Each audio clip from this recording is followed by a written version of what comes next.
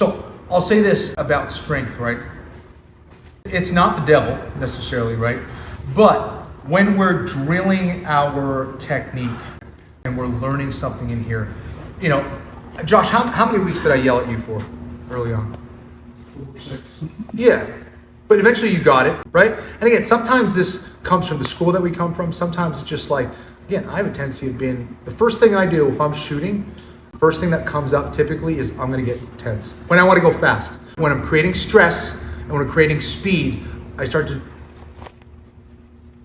wanna go fast. I'm like, go fast, go hard, right? It means that I don't know it as much as I think I do. I can do it well sometimes too, but not 10 out of 10 times. So it just means I need to kind of reestablish that new norm in my body, right? Just like you guys may have to do that for Rivers has come a long ass way.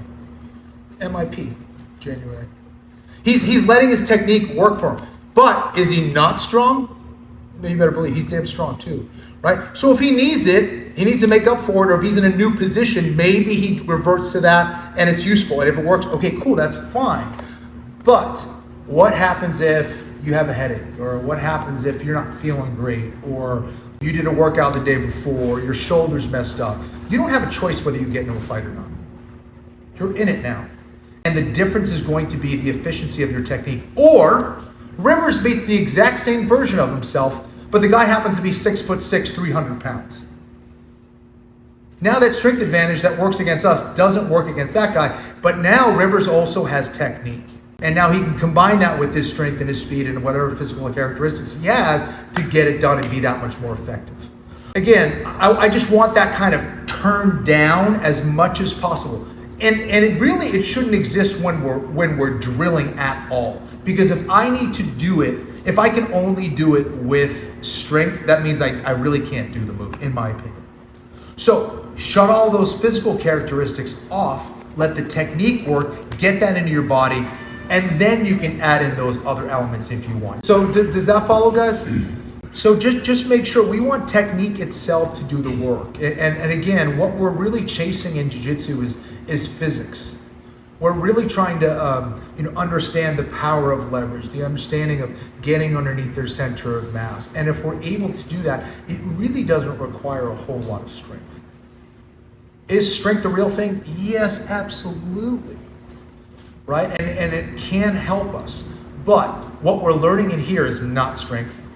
We have our strength conditioning classes, we have our weights, we have our CrossFit gyms to do that. I don't do that here. I'm probably maybe the worst guy to learn that stuff, right? What I can teach you though is jiu-jitsu and how to grapple as efficiently as possible. I don't know everything, but I know some stuff. And what I'm trying to get you guys to chase are those principles of jiu-jitsu that's gonna allow you to be more efficient. And when you're more efficient and you understand what you're doing, everything's more chill, man. I always use this example. It's like when you guys got your driver's license for the first time, right? Or like this 15-year-old pimply-ass kid, and everything seems like it's a big deal. Like steering wheel, what am I supposed to do with the steering wheel? You gotta, shift it, and now I gotta press on the gas. Well, where's the brake? Do I use both legs, just one foot? What the heck am I doing? And then after a while, you're like, you're on your cell phone, you're drinking coffee. Like, it's not a big deal. There's lights, there's cars all around you, not a big deal because you're used to it. So that's the key. We want to create that same kind of composure or comfort level when we're grappling as well. Any questions, guys, on any of the techniques that we went over? Oh, so you guys mastered everything. Is that what you're saying? Just need to drill. Yeah, exactly. You just need to drill. And again, Rivers, amazing, dude. Really good technique, man. And it's looking really sharp. Oh, another question, not really a question, but I really like the concentration that you put on us on the thumb. Yeah. And prying it down, because even with Nicole, I was holding on as hard as I could, but as soon as she started prying the thumb away, all my strength was gone. Yes. So, Thank you for asking that question, because I'm not sure I was really understanding how I was doing. But I think a good way to do it is almost like you're rolling a towel, where I'm not necessarily twisting the thumb off, like I'm not pulling the thumb. I'm actually, if the thumb stayed in place, or if I didn't have a thumb, I'm grabbing the meat of the thumb and rolling it downward, like I'm rolling a towel. And again, my weight is behind it. I'm leaning in just a little bit, not too much, I don't want to throw myself off base, but I'm rolling it down and getting my weight involved. As soon as that separates, I'm getting both hands, if I can, and holding it right down to my waist, right on either side of my waist, right? If I can. If I can't, not a big deal. I can still rotate, get my shoulder, center of their sternum, and I'm back in the game. Or pushing those away, turning, and creating that space to where I can get to my weapon or get the heck out of there. Okay, but that, yeah, thank you for that question. So Rivers was asking about this thing, and if you're giving me resistance and I'm trying to, let's say even I'm giving good weight here, but I'm opening up your thumb here, like give me resistance, and I'm opening up his thumb, I'm doing this, I'm trying to pry his thumb away from his hand. That's not going to do anything because these 4 fingers are still connected. So if I'm pulling this off, it's not comfortable for him, but he still has a good connection on his own wrist. So this is not what we're doing. I'm not prying his thumb away from his hand. That's not going to do much. What I'm going to do is I'm going to grab the meat, just the front of the knuckle here this way, and I'm just, again, like I'm rolling a towel. I'm putting my weight behind it, and I'm rolling it down and away. Now I can lean and get my sternum, my shoulder in the center of the sternum. Does that feel better? Yeah, sure. Okay. And I know if it works on Rivers, it should work on most human beings. So it's right. That's the thing. But again, we always want to look for ways that we can maximize our body against theirs. How do I bring all these forces at play, mainly invisible forces, right? So I can, make them force multipliers, right? And with anything, in my experience, from what I've seen, and I've had like the pleasure of seeing some of the best martial artists in the world, some of the best athletes in the world, and I've got a chance to watch them and ask them questions and learn from them. And I always find that these are people that are operating in the things that you really can't see. I think that genius oftentimes operates in the invisible. It's the things that aren't obvious. You know what I mean? If I did that escape, you may have some commentators, even guys that are actual fighters, may go, "Man, Kenny's grips must be crazy. I've shook hands with Rivers and he's got a crazy grip. Kenny must have a stronger grip than Rivers." Because that's the obvious thing. That would be the most obvious thing, was that like Kenny just pried Rivers' hands away from his hands and he got the job done. Man, Kenny's really strong. I didn't expect that from him. He's got a dad bod. Right? But that wasn't the thing. The thing was how I'm manipulating that wrist, how I'm manipulating the end of the lever, and how I'm connecting my body to Rivers to make myself heavy, right? And then I'm going, right? So those are the kind of things that we want to kind of search for in as many positions as possible. We're going to continue doing that drill that we did in the beginning of class as far as like how we want to get up. And we can do it in a variety of ways, up against the wall, up out in open space. And again, some of the things that we want to deny to our opponents, and this is going to be an all the time thing for the most part, is we want to deny them as much as we can that real estate between armpit and head.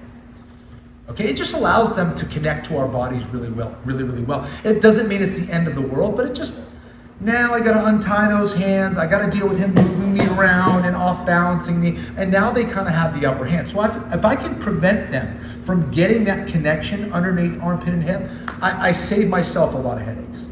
Okay, so keeping my elbows in tight to my hips and being mindful of these things are going to be huge. Now, if I want to get up, can I get up if my feet are away from my hips? I can't do it.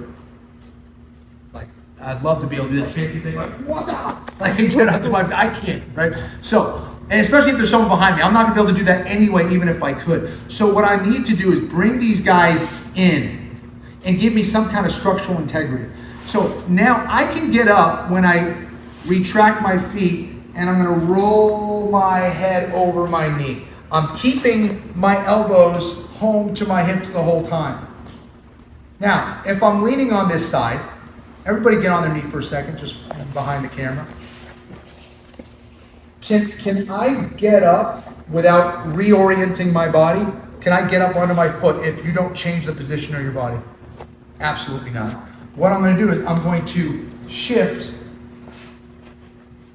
over to the other side and get this leg out. Now I'm going to shift my weight over to this leg and reorient my body. So again, I have that head over my hips, hips over my knees, knees over my ankles for the most part, and I have a nice wide base, relatively wide base for stability. Right? The wider our legs are, the more stability we have. I don't want to be in like a Jean-Claude Van Damme split because now I can't move. Right? Not that I can do a split. Right? But I want to be somewhere where I'm stable and I can move and get away if I have to.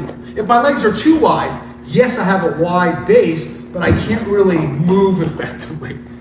If my legs are really close together, I don't have as much stability. So I want to find that position where I have my head over my hips. I don't want to be over here. If someone just pushes my butt, I'm going to go forward. If I lean too far going backwards, again, there's nothing supporting my head from my head to the floor. They're going to take me that direction. If I'm leaning over this side, they're going to take me in that direction. Right? So I want to keep my head over my hips as much as possible. This is where I'm going to be stabilized and I have this structural integrity. Cool? So again, I'm getting up. Feet are out in front of me. I'm going to bring this in. I'm rolling over my knee, stabilizing, switching my base, making sure I'm doing this even in reverse. I can switch to this side, tucking this in, keeping my elbows home, rotating, getting my head over my hips, getting that stability. This is my support. My knee is underneath my hips. I can bring this in a little bit. Now I can shift. And again, I'm getting right back into my home position for my base. Cool, so we're gonna continue doing this and we'll do this with people hanging on us, trying to get position, right? And we're just gonna do this as a warm up so you guys are aware of this all the time. Yeah, so Rivers, you're gonna actually demo it. I'm just gonna lean and put your elbows on your hips.